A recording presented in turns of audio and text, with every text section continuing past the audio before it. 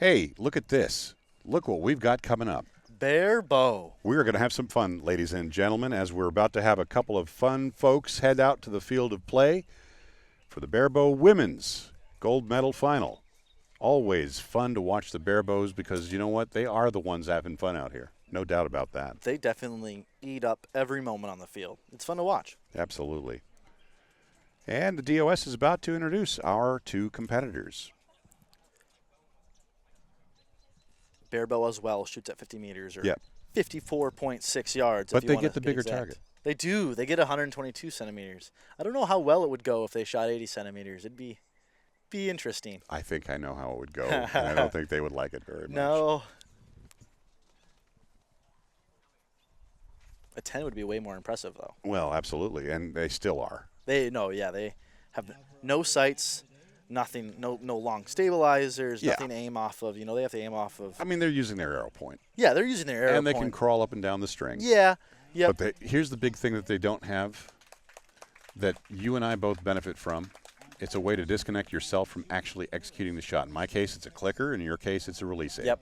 They got to do it, Yeah, everything by hand. old school. All right, here she is once again. We've got on target 1, we've got Diane Cochran from Washington.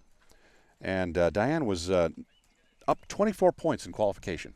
That is a substantial lead, But her opponent is Cindy Czako from Texas, Johana Czako, but she goes by Cindy. She's the Arizona Cup champion, the Gator Cup champion, and she won in shoot-offs both times. Whoa. She has some momentum coming into this one. No doubt. So let's see what happens. So Diane is on target 1. Cindy is on target 2.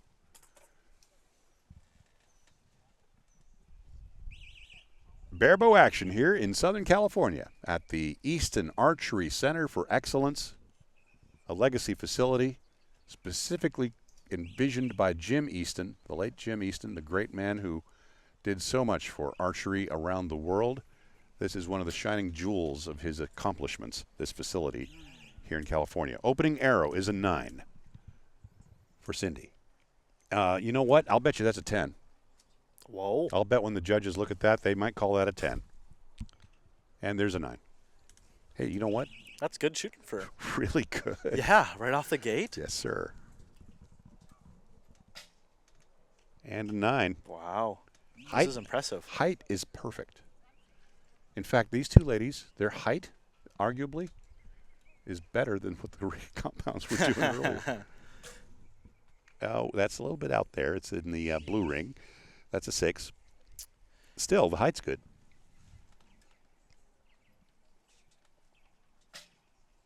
Cindy's got herself an 8. Yeah, that'll take the set, Yep. I believe. Yep, So. no doubt. That's academic.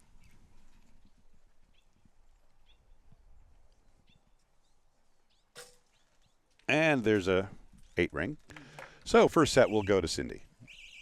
That means that we will have Diane shooting first when we resume after the official score. Now watch for, let's see here. And that was with it being a 10. So yeah, this is settled for this first set. Yeah. Let's see what happens. Yeah. And Barebows follow the same as recurve, which set points first to 6 win. So it's, if you have a higher 3-arrow value than your opponent in this end, you get 2 set points. And so you have to do that 3 times to win the set. And if you tie a set, if both would shoot like 25s or 26s, then you would both archers would get 1 set point each. The ultimate goal, settle this in 9 shots. Yeah, that's the biggest, I win.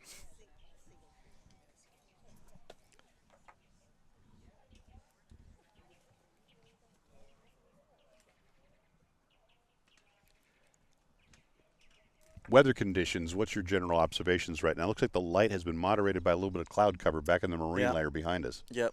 When the clouds come over, you can definitely tell that the wind dies down a little bit more than when it's super, super sunny out. This softer light is an advantage for recurve and barebow. And the reason is because if you get a strong light and you get strong shadow, the way you perceive your string, remember, we don't have a peep. Yep. The way you perceive your string can be affected if you have this sort of flatter light like we just have received in the last few minutes, with that sun being somewhat attenuated by the June gloom here in San Diego.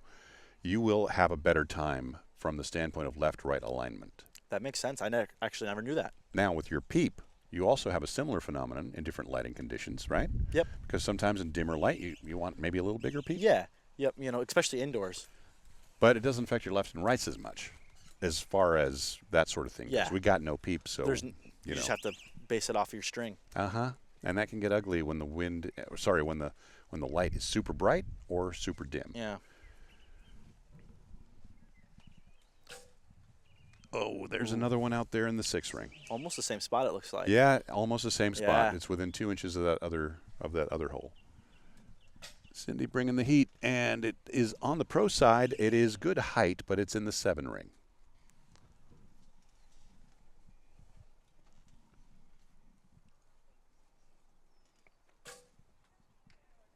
And forming a group.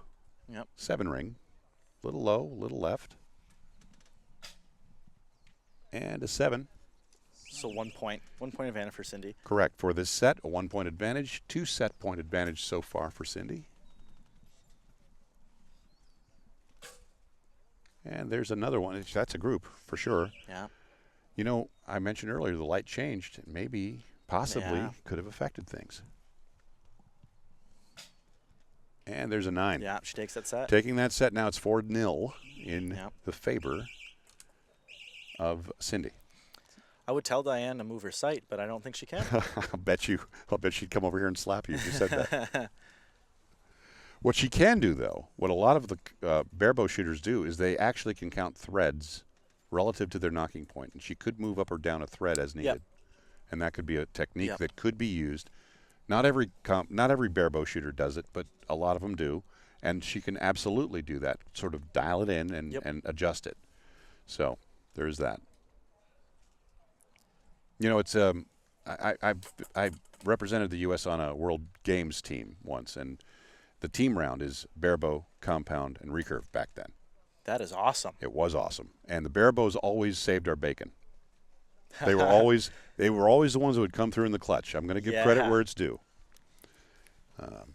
We would often benefit greatly from the performance of the barebows. It's just like we have a collegiate nationals. Yeah. And our barebows this year, because I go to Texas A&M University. Yeah. And this year our barebows, really, really saved us, to win their Texas A&M championship. Same kind of deal. Yeah, exactly. So they're, got to give credit where credit is due. 100%.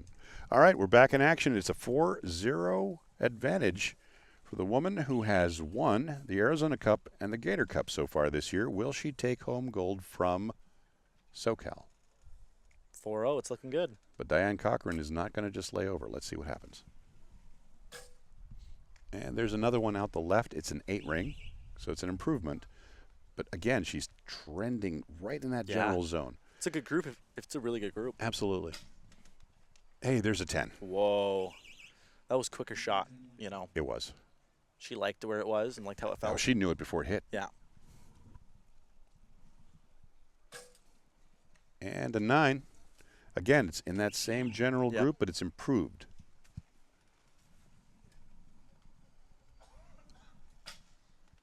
Another one right there next to the 10 ring this time, a 9. Yeah. Looking super, super strong. Yeah, this could be done in 2 more shots. And there's a 7 out the top. Yeah.